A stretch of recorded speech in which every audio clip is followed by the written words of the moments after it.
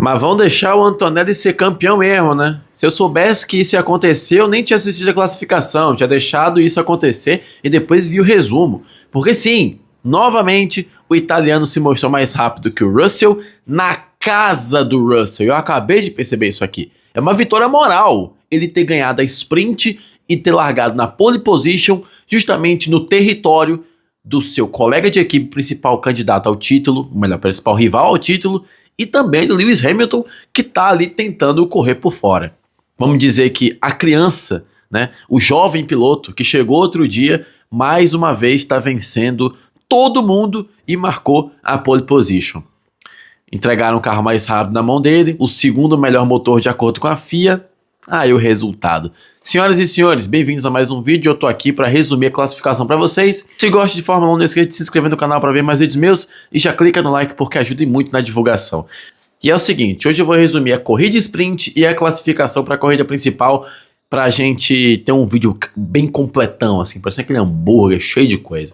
Enfim, bom, se eu pudesse resumir tudo o que aconteceu na corrida que rolou às 8 horas aqui do Brasil, seria um passa-repassa, seria uma corrida ioiô. E pela primeira vez, desde que eles mudaram as regras dos motores, a gente sentia aquele sinal de que as ultrapassagens não estavam sendo no braço, e de fato a maioria não foi. A maioria dos carros disparavam um na frente do outro, só que chegava no meio do circuito, perdia energia, o carro de trás tinha mais energia e assim ultrapassava. Logo depois o carro que foi ultrapassado dava o troco na volta seguinte e foi assim durante toda a corrida. Tem até aqui uma relação das posições que a Fórmula 1 fez. Vou até mostrar aqui na tela. É mais ou menos assim, ó. É mais ou menos assim. Da volta 1 até a volta 17... foi muita troca de posição, algumas ultrapassagens, é verdade, mas a maioria foram troca de posições. Enfim, o Hamilton largou e na volta 7 foi ultrapassado pelo Antonelli, e daí pra frente ele não foi mais alcançado, o italiano venceu a corrida assim, com o Hamilton chegando em segundo. Bom, o Russell acabou dando uma pipocada na largada, perdeu posições, até recuperou terreno, mas terminou ali na quarta posição, logo atrás do Lando Norris. E aí, dos que pontuaram, a gente vai para Leclerc, Verstappen, tá mal, hein, Verstappen? Tá mal, hein, eu já vou chegar lá. Piastri, outro que também tá mal, e o Lawson ultrapassou o Gasly, chegando também na 8ª posição. É esse o resumo, tá, gente? Não tem mais o que a gente possa agregar aqui, porque foi mesmo uma corrida de troca de posições. Foi uma corrida em que a bateria acabava, o de carro ultrapassava, o de trás ultrapassava, e assim ia. Bom, agora, se uma coisa essa corrida serviu, além de entreter a gente por alguns minutos, foi para dar moral para Kimi Antonelli. Eu até falei aqui para vocês aqui ontem, que embora a Ferrari precise de muito pouco para iludir as pessoas, eu já tô um pouco vacinado. E eu não conseguia garantir que o Hamilton ia transformar aquela pole em vitória. Ele até largou bem, conseguiu abrir um pouquinho de vantagem, mas era o Antonelli com a Mercedes, que de acordo com a FIA não tem o melhor motor. Bom, foi lá, ultrapassou na volta 7 e não olhou mais para trás. Vitória muito mais que merecida, ele até abriu uns pontinhos em relação ao George Russell, na verdade ele abriu 3 pontos, né, porque o vencedor ganha 10, enfim. Mas já é um resultado que poderia ser uma previsão do que viria a seguir. Por quê? Na classificação, você já sabe muito bem qual que é o roteiro, né? Q1, Ferrari aparecendo, Red Bull aparecendo, até Racing Bulls aparecendo. Q2, Ferrari disputando palmo a palmo com a Mercedes e a Ferrari e a Red Bull ali querendo se engraçar. Q3, os dois carros dominam. Eu vou contar para vocês como é que fica a classificação de baixo para cima, como eu sempre faço, para vocês entenderem o nível. Ó, como vocês já sabem, as duas Aston Martins, o Lance Stroll vai largar na frente do Alonso em último e penúltimo, Sérgio Pérez atrás do Bottas, com Colapinto no meio, completamente perdido. Ele até rodou sozinho na classificação, gerou bandeira amarela, enfim. E o Esteban Ocon em 17º. Aí vem Albon, P16, Carlos Sainz, P15, Berman, 14, Nico Hülkenberg, 13º, Gasly, 12º e Gabriel Bortoleto, 11º. Gente, vou novamente repetir o termo aqui. A Audi alugou esse lotezinho aqui da P11, alugou esse lotezinho entre a P11 e a P13, né? Que é a área que eu chamo carinhosamente de Zona Vasco e Ceará do Brasileirão 2010. Quem viveu, viveu e sabe muito bem o que é isso. Bom, passamos para o Q3, e aí ficamos com Lawson em 10º, Lindman 9º, Piastri 8º, Verstappen 7º, vai largar atrás do Hadjar Ele que reclamou o final de semana inteiro, vai ter mais motivos para falar mal do regulamento e também do próprio carro, da própria equipe, porque, de fato, assim, tudo deu errado pro Verstappen, assim, até a corrida dos outros vai ser um motivo para ele reclamar.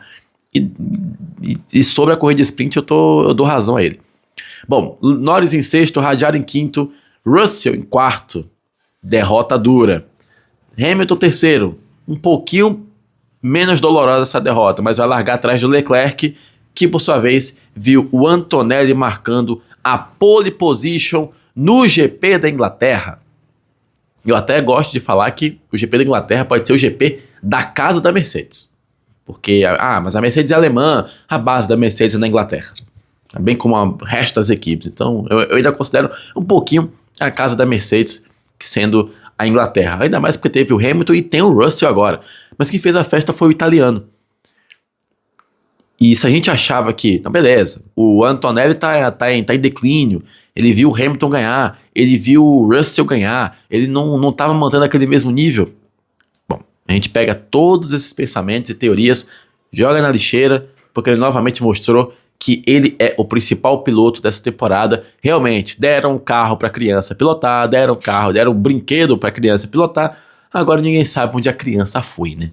Agora ninguém sabe como é que essa criança tá tão rápida. Eu sei, muito talento, um talento geracional. Dito isso, senhoras, se você não viu a corrida sprint, já te aviso, tá? Assista a corrida, vai ser divertido. Mas se prepare para ver os carros morrendo ali naquela sequência de curvas e depois naquele outro retão, tá? Se prepare, porque a sprint foi, em resumo, assim. Vai ter muita troca de posição, talvez até as equipes queiram apelar um pouco para a estratégia, para correrem sozinhas. Não duvido disso acontecer. Mas não espere uma corrida... Uau, o piloto ganhou do braço, ultrapassou do braço. Não. O Verstappen avisou, o Alonso avisou, eu vi e é verdade. Eu vi e é verdade. Tá? Então, eu não vou negar pra vocês, assim, eu dei uma murchada, né? Eu dei uma murchadinha, né? Quando eu vi a corrida sprint, eu pensei, corrida vai ser isso mesmo? Vamos pensar positivo, né? Pelo menos já é alguma coisa. Agora, fazendo uma pequena crítica aqui ao senhor George Russell nesse meio, é o seguinte. Ele precisa voltar a ser regular em algum momento. Tanto ele quanto o Leclerc tem um pequeno probleminha de regularidade. Mas no caso do Russell, que ele tá brigando pelo título agora, esse problema tá ficando um pouquinho exacerbado. Não classificou ao lado do Hamilton na corrida sprint. Tá vendo o Antonelli marcando a pole position no quintal dele. Ele acabou de ganhar a última corrida. Ele poderia ter emendado algumas vitórias, se não fosse, óbvio, o Antonelli sendo muito melhor que ele. Mas a regularidade é que tá mais chamando a atenção. Porque enquanto o Antonelli, por exemplo, no pior final de semana do Antonelli ele marca um quarto lugar, o pior final de semana do Russell ele marca uma corrida que todo mundo vê que ele andou muito mal. Até o Jafone falou na transmissão que a diferença do Russell pro Antonelli é que o Antonelli, até quando vai mal, ele marca uma volta rápida. A diferença do Russell pro Antonelli é que pro Antonelli perder pro Russell, o Jorge tem que fazer uma volta de outro planeta. E isso é um problema de regularidade. O Russell tá dependendo muito de brilhareco, tá dependendo muito de um momento, de um highlight, de sei lá, algo assim, sabe? Infelizmente ele tá pagando o preço da falta de regularidade nessa temporada e tá vendo uma derrota em casa para o seu principal concorrente ao título e pode ser algo desmoralizante no final da temporada, porque todo mundo falava o quê? Que era só entregar um carro dominante ao Russell que ele ganhava todas as corridas. Terminou que entregaram para ele e ele não tá conseguindo ganhar do Antonelli. Bom, fica aí o meu comentário. Fica aí o meu comentário sobre essa situação. Agora eu quero saber os seus. Qual que é a sua opinião? Você mesmo que chegou até o final do vídeo. Eu quero muito saber o que você pensa, porque aqui neste canal você tem voz, você tem opinião. Eu sempre leio os comentários. Eu posso não curtir, eu posso não responder, porque tem alguns que não merecem resposta. Mas eu tô sempre respondendo por lá. Então, comenta aqui embaixo o que você achou e qual que é o seu palpite para vencer essa corrida, tá? Bom, se gostou do vídeo, não esqueça de clicar no like e de se inscrever no canal para ver mais vídeos meus. E eu te vejo no próximo para falar de Fórmula 1 e o EC, tá? Se vocês forem na Cisão de São Paulo, caso encontrem um careca com barba, a chance de ser eu é bem alta, tá? Tamo junto. E eu esqueci de avisar, mas eu tô vindo aqui lembrar vocês. Amanhã estarei assistindo a corrida ao vivo com vocês lá no canal Que Pódio é Esse, tá? Com os meus amigos Kevin, Ginos, Colombano e o chat. Espero que você apareça por lá. Caso queira uma companhia para assistir a corrida junto, é só ir lá que estaremos ao vivo.